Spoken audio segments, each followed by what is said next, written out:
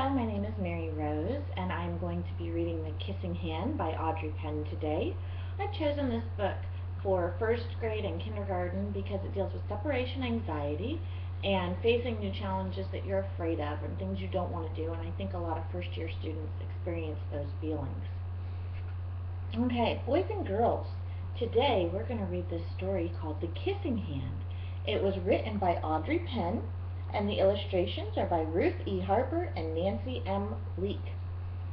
As we read the story, we're going to find out about the baby raccoon Chester and the mommy raccoon.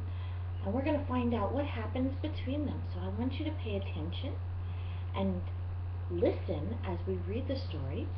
And think about if you've ever experienced any of the things that you see happening in this story. Before I begin, has anybody ever heard this story before? You have. Okay. Well, as I'm reading, I don't want you to give away the ending so that everybody can find out together. All right? Okay.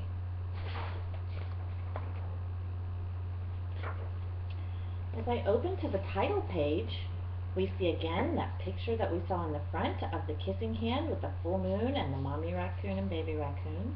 But we also see a picture of a tree limb with some possums in it. Watch what happens if I turn the book around and open it all the way. It looks exactly the same as that title page, doesn't it? I think that the illustrators made this the title page and the front cover because it's an important part of the story.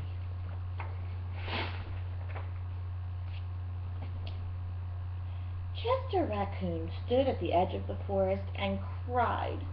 "I don't want to go to school," he told his mother. "I want to stay home with you. I want to play with my friends and play with my toys and read my books and swing on my swing. Please, may I stay home with you?" How do you think Chester Raccoon is feeling? Sad. I think you might be right. What makes you think that he's feeling sad? You can see that he has a little tear in his eye in our picture, and his face is looking very sad. What else can tell you that he's sad? It does. It says in the words that he cried. That's right. Very good. You guys are using the clues in the story to help you decide how Chester is feeling. Mrs. Raccoon took Chester by the hand and nuzzled him on the ear. "Sometimes we all have to do things we don't want to do," she told him gently, "even if they seem strange and scary at first. But you will love school once you start." Have you ever had to do something that was strange or scary and you didn't want to do it? Were any of you afraid when you started school? That's okay.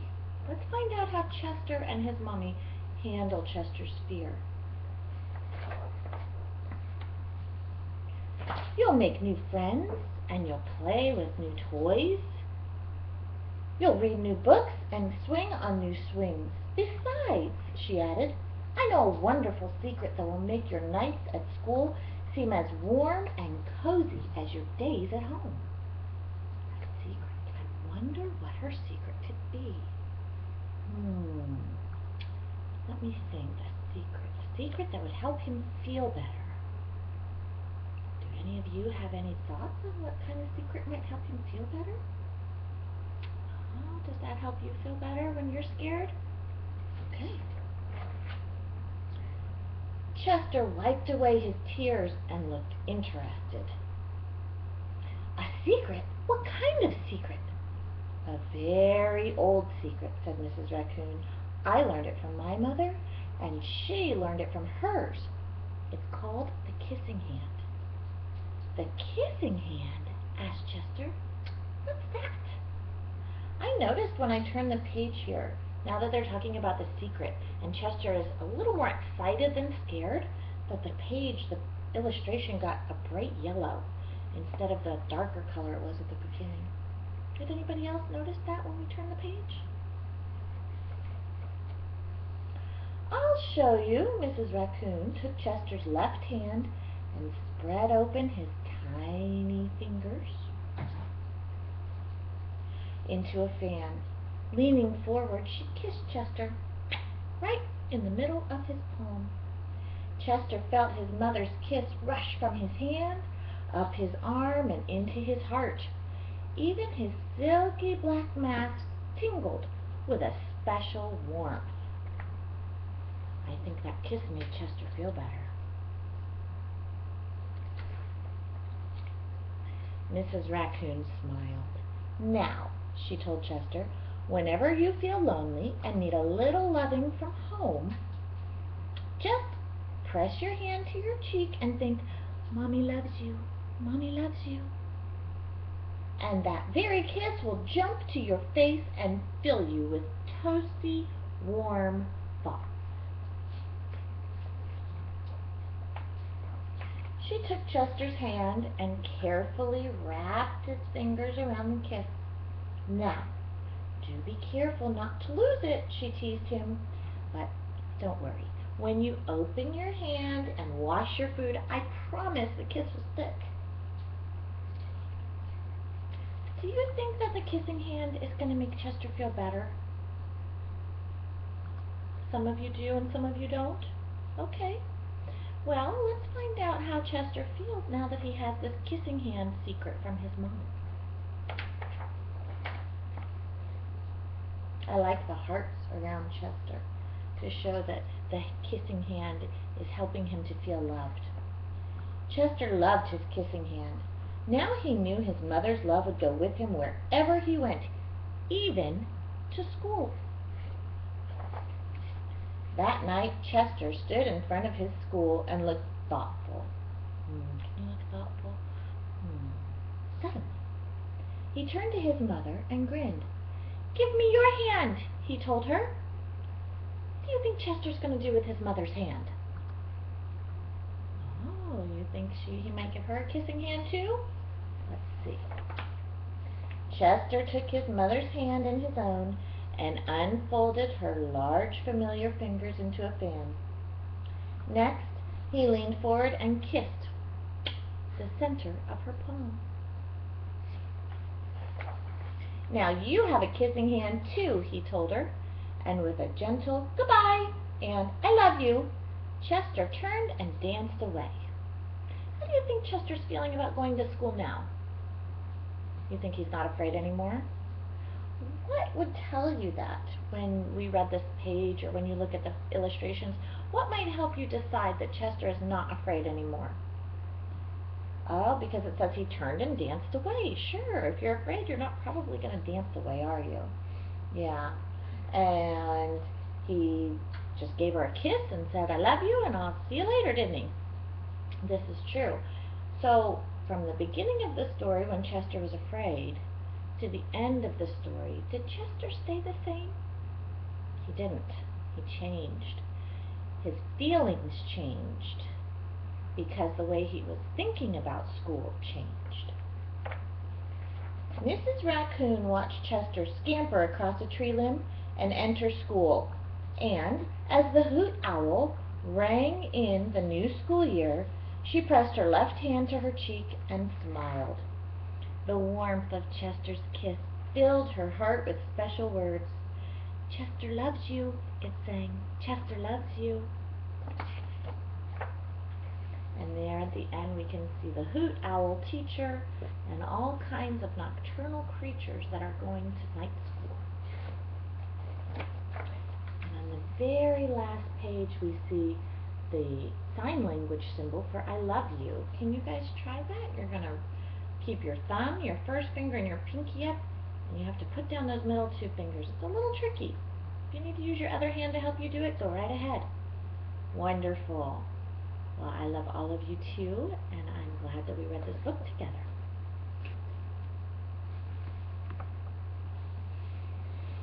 Okay, as I was reading The Kissing Hand by Audrey Penn, I decided to look into other books written by her, and she writes a lot of books that deal with feelings for children. She has The Pocket Full of Kisses, which is a good book for children who are facing new siblings coming into their home. A Kiss Goodbye for those who are moving. There is Chester the Brave, which is similar to The Kissing Hand in that it deals with bravery in new situations. Those are all along the Kissing Hand series. And then she has books that are not in the Kissing Hand series. There's Sassafras, which deals with self-esteem in children, and Feather and Fur, which is about diversity and kindness. So Audrey Penn really has a lot of great books to help you deal with maybe social issues that would be arising in your classroom, or certain insecurities that students are having, which is an excellent reason to start with this book. Another reason I really like this book is the illustrations. You notice in the beginning, as Chester is sad and frightened, that there's a lot of shadow on the pictures. The colors used are dark greens and dark grays, and there's not a lot of clarity. There's not a lot of detail in the illustration. It's kind of murky looking.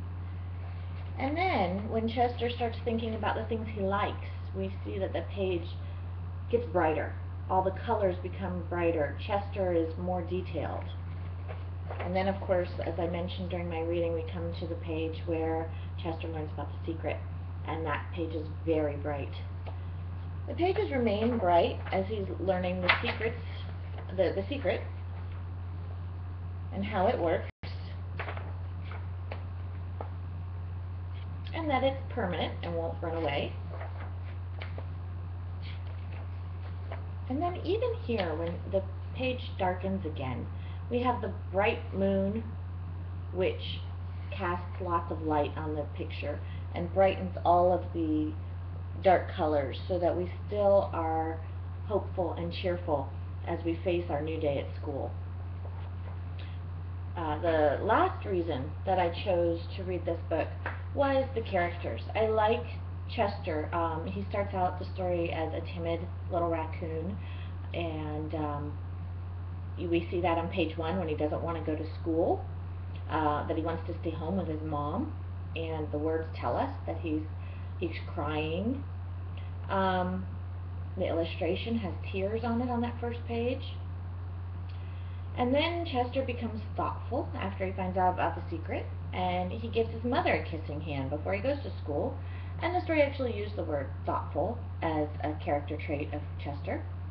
And finally we see Chester as he becomes brave at the end, and he turns and dances away to go to school.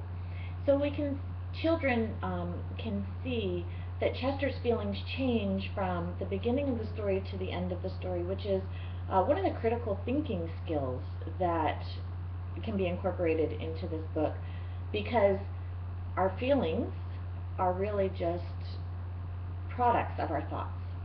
And so if children can learn that feelings change, they don't have to succumb to every feeling that they experience in the day, that they can change their thinking, their thought processes, to help them deal more easily with their feelings, then they can begin to learn some self-control. And especially in kindergarten and first graders, that is a big lesson. They are very much dealing with simply their feelings. And so to learn and to see in the story how Chester transforms from this timid, frightened raccoon to the raccoon who is excited about going to school, simply by changing his thoughts, then they can maybe make that connection that they can do the same thing. Another critical thinking topic that I found beneficial in this story was evaluating evidence and alleged facts. I asked that, how do you know that Chester is sad? How do you know that Chester is happy? And students had to look at the story. They had to think about what they'd heard, and they had to use those reasons to justify their choices.